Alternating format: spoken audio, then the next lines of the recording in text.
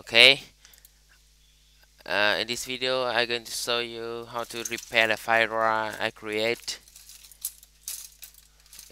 In case it's been damaged through your develop process, you can double click on the file RAR that you think is damaged.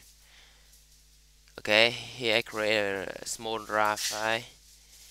In this one, you use command nop tool repair archive, or you can use alternate or to repair. Every file RAR file I create have more than 5 or 10 recovery records, so usually it would be able to repair all corruption. Okay, that's okay. Press OK, wait until it's done, close, and this is the result.